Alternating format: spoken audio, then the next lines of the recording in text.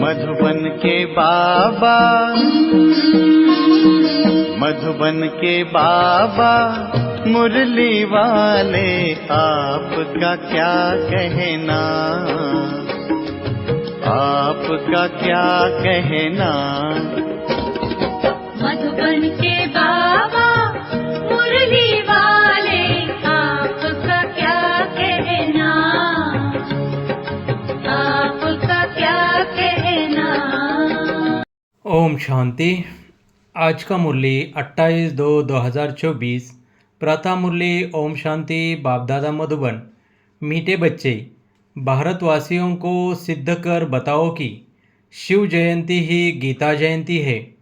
गीता से फिर होती है श्री कृष्ण जयंती। प्रश्न, किसी भी धर्म की स्थापना का मुख्य आधार क्या है? धर्म स्थापक कौन सा कार्य नहीं करते जो बाप करते हैं? उत्तर, किसी भी धर्म की स्थापना के लिए पवित्रता का बल चाहिए। सभी धर्म पवित्रता के बल से स्थापन हुए, लेकिन कोई भी धर्म स्थापक किसी को पावन नहीं बनाते, क्योंकि जब धर्म स्थापन होते हैं तब माया का राज्य होता है। सबको पतित बनना ही है। पतितों को पावन बनाना यह बाप का ही काम है। वही पावन बनने की श्रीमत देते हैं। गीत, इस पाप की दुनिया से। ओम शांति। अब बच्चों ने समझ लिया है कि पाप की दुनिया किसको और पुण्य की दुनिया अथवा पावन दुनिया किसको कहा जाता है। वास्तव में पाप की दुनिया ये भारत ही है, और भारत ही फिर पुण्य की दुनिया स्वर्ग बनता है। भारत ही बहिष्ठ था, भारत ही दोजक बना है, क्योंकि काम चिता पर जलते रहते हैं। वहाँ काम चिता पर कोई जलता नहीं, वहाँ काम चिता है ही नहीं। ऐसे भी नहीं कहेंगे कि सतयुग में काम चिता है। यह समझने की बातें हैं ना। पहले पहले प्रश्न उठता है, भारत जो पतित दुखी है, सो वही भारत पावन सुखी था जरूर। कहते भी है आदि सनातन हिंदू धर्म था। अब आदि सनातन किसको कहा जाता है?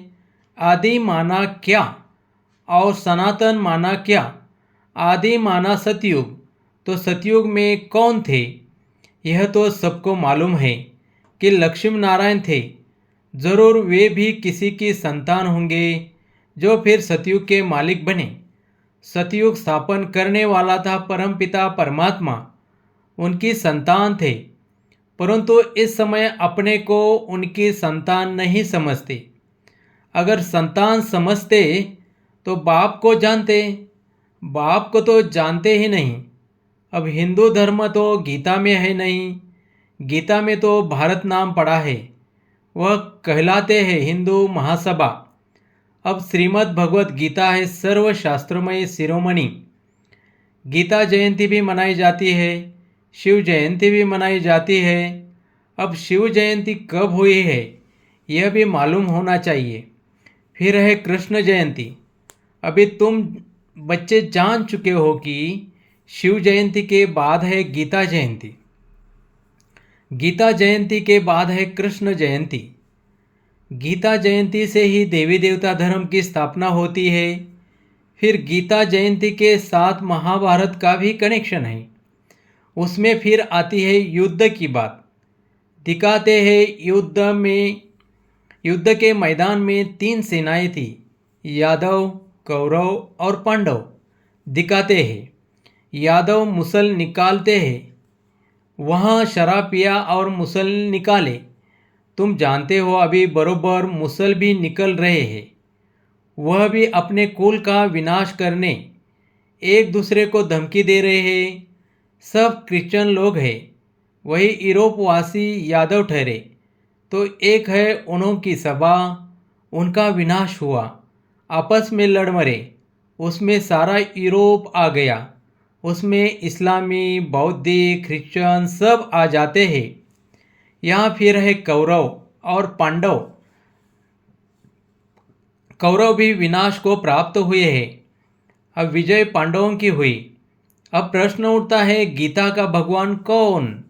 जिसने सहज योग और सहज ज्ञान सिखलाकर राजाओं का राजा बनाया अथवा पावन दुनिया स्थापन की? क्या श्री कृष्ण आया? कौरव तो कलयुग में थे। कौरव पांडवों के समय श्री कृष्ण कैसे आ सकता? श्री कृष्ण जयंती मनाते हैं। सतयुग आदि में 16 कला, श्री कृष्ण के बाद फिर त्रेता में 14 कला राम की। श्री कृष्ण तो प्रिंस का भी प्रिंस है। विकारी प्रिंस लोग श्री कृष्ण को पूजते हैं क्योंकि जानते हैं वह सतयुग का 16 कला संपूर्ण प्रिंस था। हम विकारी हैं, जरूर प्रिंस लोग भी ऐसे कहेंगे ना। अब फिर शिव जयंती भी है।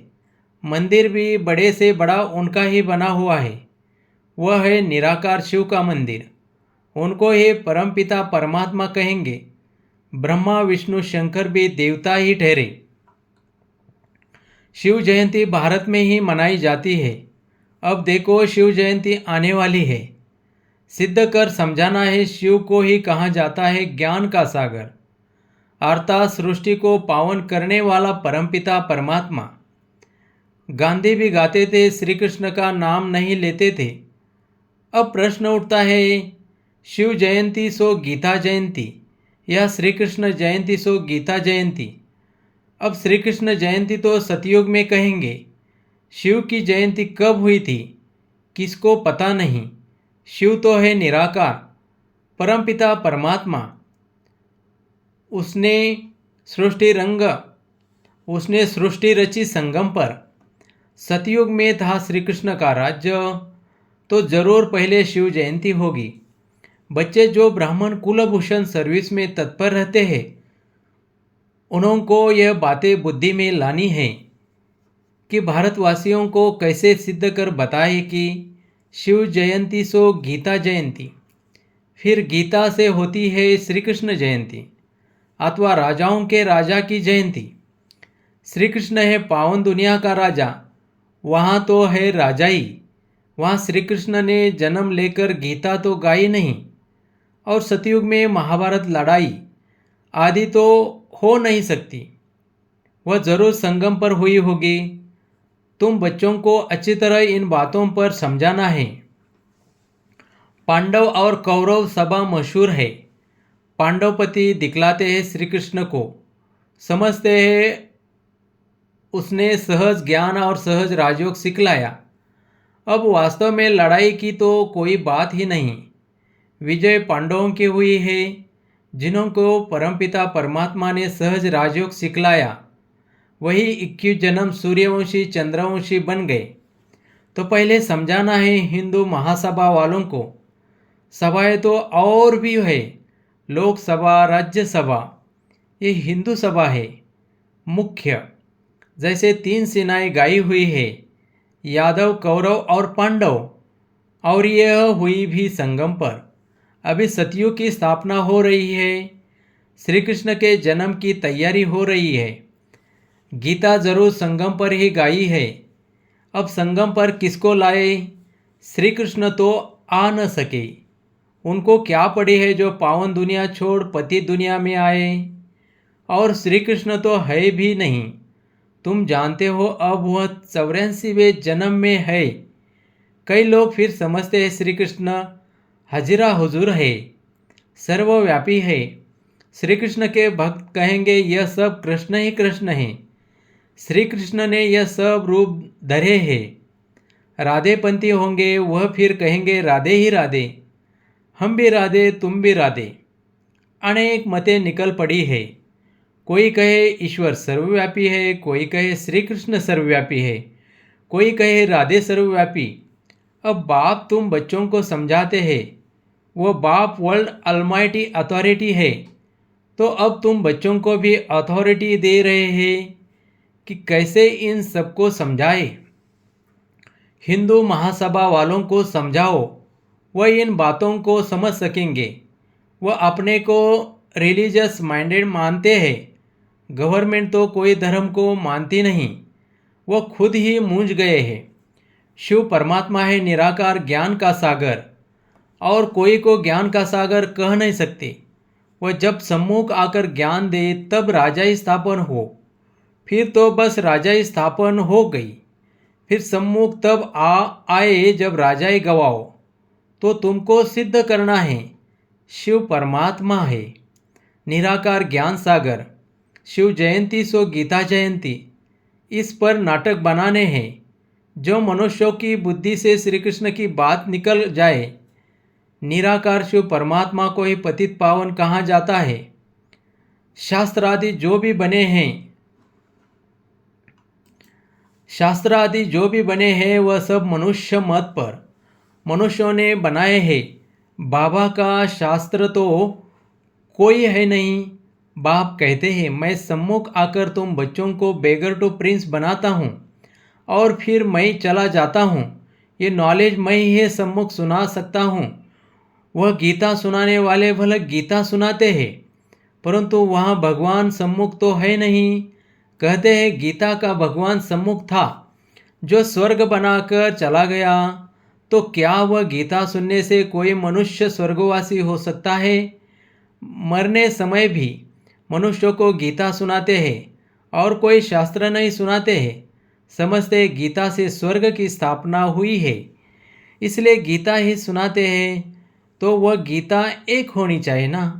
दूसरे धर्म सब पीछे आए हैं और कोई कह नहीं सकते तुम स्वर्गवासी बनेंगे। फिर मनुष्यों को पिलाते भी गंगा जल है, जमुना जल नहीं पिलाते। गंगा जल का ही महत्व है।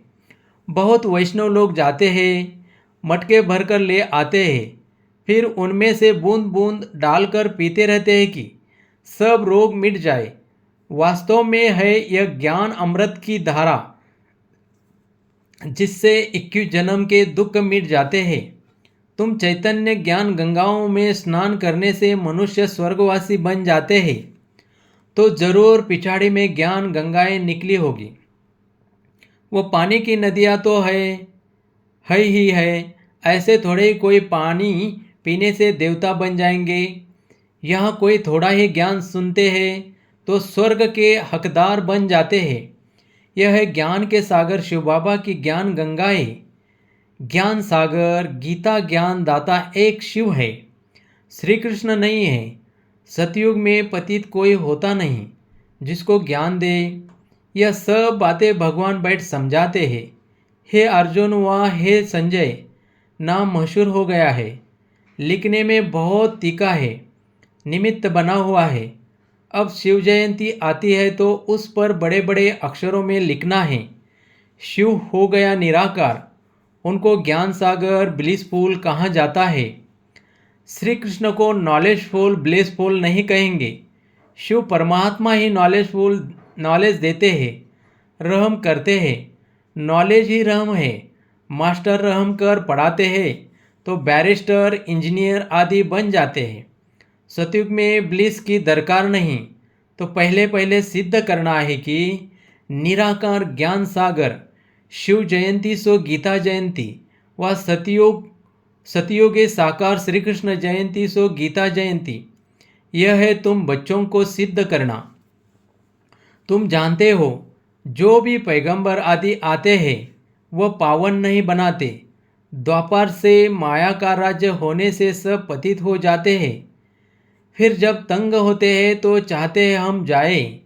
जो धर्म स्थापन करते हैं वही फिर वृद्धि को पाते हैं। पवित्रता के बल से धर्म स्थापन करते हैं, फिर अपवित्र बनना ही है। मुख्य है 4 धर्म, इनसे ही वृद्धि होती है, टाल टालियाँ निकलती है। शिव जयंती गीता जयंती सिद्ध होने से और सब शास्त्र उड़ जाएंगे, क्योंकि वह है मनुष्यों के बनाए हुए। वास्तव में भारत का शास्त्र एक ही गीता है। मोस्ट बिलीवेड बाप कितना सहज कर समझाते हैं। उनकी श्रेष्ठ ते श्रेष्ठ मत है। अब तुमको यह सिद्ध करना है कि निराकार ज्ञान सागर जयंती सो गीता जयंती, यह सतयुग सागर श्री कृष्ण जयंती सो गीता जयंती, इनके लिए बड़ी कॉन्फ्रेंस बुलानी पड़ी। यह बात सिद्ध हो जाए तो फिर सब पंडित तुमसे आकर यह लक्ष्य लेंगे, शिव जयंती पर कुछ तो करना है ना। हिंदू महासभा वालों को समझाओ, उनकी बड़ी संस्था है। सतयुग में है आदि सनातन देवी देवता धर्म, बाकी सभा आदि कोई नहीं। सभाएं हैं संगम पर। पहले पहले तो सिद्ध करना है कि वास्तव में आदि सनातन सभा है यह ब्राह्मणों की, पांडवों की। पांडवों ने ही विजय पाई जो फिर स्वर्गवासी हुए।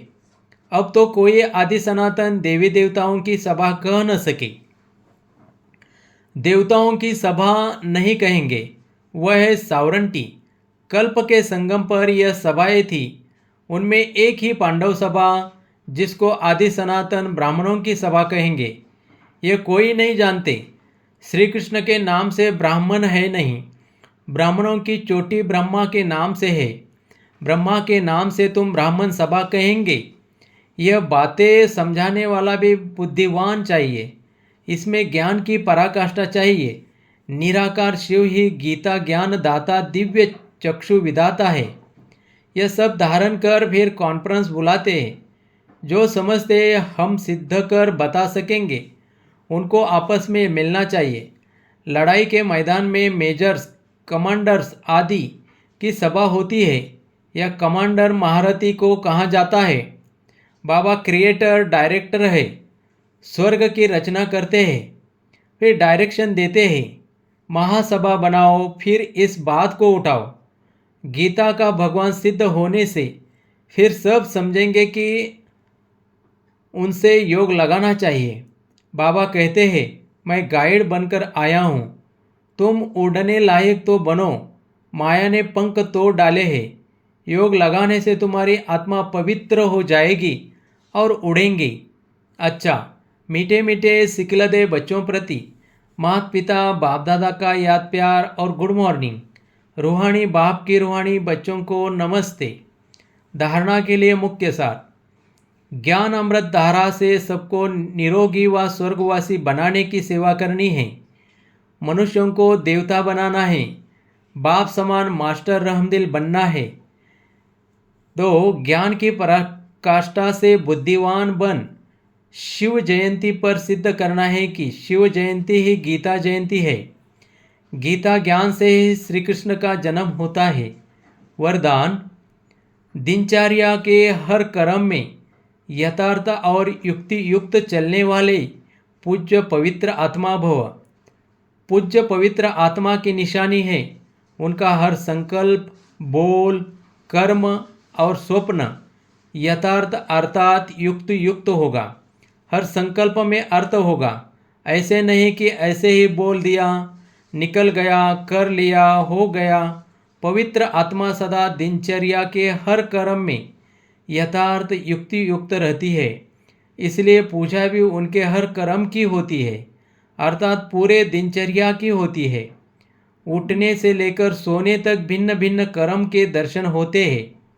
स्लोगन: सूर्यवंशी बनना है तो सदा विजय और एक स्थिति बनाओ। ओम शांति, ओम शांति।